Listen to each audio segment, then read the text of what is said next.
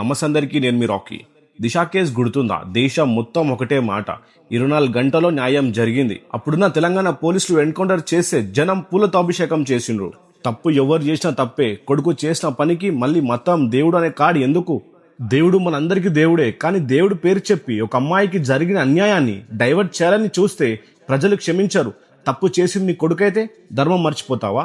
ఒక మైనర్ అమ్మాయి మీద అఘాయిత్యం జరిగిందని కంప్లైంట్ చేస్తే ఎఫ్ఐఆర్ రావడానికి గంటలు ఎందుకు పట్టింది? సిట్లు అని, కమిటీలు అని ఎందుకు టైంపాస్ చేస్తున్నారు?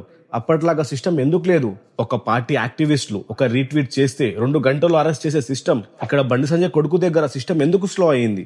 బీజేపీ కాంగ్రెస్ బయట కొట్టుకుంటున్నారు, కానీ లోపల మాత్రం ఒకటే, ఆ పిల్లగానికి గడ్డం కూడా సరిగా రాలే, కానీ అయ్యా పవర్ వల్ల సిస్టమ్ మొత్తం సైలెంట్ అయిపోయింది. దీన్ని సిట్ స్పెషల్ ఇన్వెస్టిగేషన్ టీం అనట్లేదు, సెటిలింగ్ ఇన్ తెలంగాణ అంటున్నారు. ఇదంతా నాకు చూస్తుంటే లీడర్ మూవీ గుర్తొస్తుంది.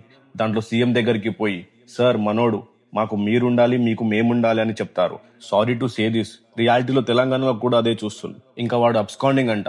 అరే సిగ్గుండాలి కదా ఈ మాట చెప్పడానికి. అన్ని సీసీటీవీలు, అంతా పోలీస్ ఫోర్స్, బార్డర్ల చెక్ పోస్టులు అన్ని ఉన్న ఒక పిల్లగాడు ఎలా పరారి అయ్యిండు? అంటే మీరు చెప్తుంది ఏంటంటే మినిస్టర్ కొడుకు కాబట్టి వెనకల నుండి గేట్లు తెరిచి వెళ్లి దాసుకో తమ్ముడని పంపినరా? కామన్ మ్యాన్ వాయిస్ రేజ్ చేస్తే 2 గంటల్లో పట్టుకునే మీ టెక్నాలజీ ఇప్పుడు ఎక్కడికి పోయింది? తెలంగాణ ప్రజలు అమాయకులు కాదు, వాళ్ళన్నీ గమనిస్తున్నారు. ఒక సాధారణ మనిషి సోషల్ మీడియాలో వాయిస్ రేజ్ చేస్తే బెయిల్ రాదు, జైలు తప్పదు. కానీ ఇక్కడ క్లియర్ కట్ కంప్లైంట్ ఉన్నా అరెస్ట్ లేదు, యాక్షన్ లేదు. ఇంకా కేసులకి ఎవరొచ్చిండ్రో తెలుసా? అల్లు అర్జున్ కేసులో ఉన్న పెద్ద లాయర్ రంగంలోకి దిగిండ్రు. ఆ పిల్లగాని తరపున హైకోర్టులో పిటిషన్స్ మీద పిటిషన్స్ వేస్తున్నారు. అసలు సిస్టమ్ మొత్తం ఎవరిని కాపాడుతుంది? లీడర్ అయినా లేబర్ అయినా చట్టం ముందు అందరు ఒక్కటే. రాజకీయంగా ఎవరినైనా టార్గెట్ చేసుకోండి, కానీ ఒక మైనర్ అమ్మాయి జీవితం ఆగం చెయ్యొద్దు. కమిటీలు, రిపోర్ట్లు కాదు, ప్రజలకు న్యాయం కావాలి. ఈ సిట్ రిపోర్ట్లు ఎప్పుడు బయటికి వస్తాయో ఎవరికి తెలియదు, కానీ జనం వేసిన కేసుకి మాత్రం తప్పు చేసిన ప్రతి ఒక్కడు సమాధానం చెప్పాల్సిందే. ఈ రోజు మీరు దాచిన నిజం పైన రేపు తెలంగాణ గడ్డ మీద నిప్పులు కురుస్తాయి, జాగ్రత్త. నేను ఇక్కడ కొంతమందిని చూస్తున్నా, వాళ్ళకు ఒక ప్రశ్న, ఇది ట్రాప్ అంటున్నారు. అరే సిగ్గుండాలరా, అక్కడ ఉన్నది ఒక మైనర్ అమ్మాయి, ఆమె ఇష్టంతో వచ్చిన మీరు అంటున్న ట్రాప్ అయినా చట్టం ముందు అది క్రైమ్.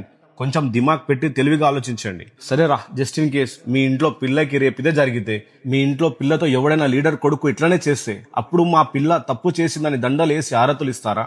నాకు ఇట్లా మాట్లాడుతున్న బాధ అవుతుందిరా, కానీ తప్పలేదు. ఈ జోకుడు బంద్ చేసి కొంచెం సోయితో ఆలోచించండి. తప్పుని తప్పని ప్రశ్నించండి.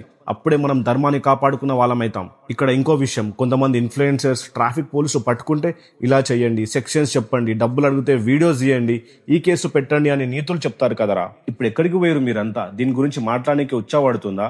ఎవడైనా బ్యాక్గ్రౌండ్ లేనోడి పని చేస్తే ఇప్పటికే మహిళా సంఘాలు 24 గంటల్లో ఎన్కౌంటర్లు రచ్చ వేస్తుండే. కానీ ఇప్పుడు సిట్ అంట. నమ్మకంతో న్యాయం కోసం వెయిట్ చేద్దాం. నాయకులారా, మీరు బయట సమాజం గురించి మాట్లాడే ముందు మీ ఇంట్లో వాళ్ళు అది పాటిస్తున్నారో లేదో చూసుకోండి. This is India. ఇక్కడ ధర్మం కన్నా డబ్బుకి, పవర్కే ఎక్కువ విలువ. ఫైనల్లీ మీ అందరి అభిప్రాయం కూడా ఇంపార్టెంట్. న్యాయం గెలవాలి అని మీరు నమ్మితే కామెంట్లో మీ ఒపీనియన్ షేర్ చేయండి. జై హింద్.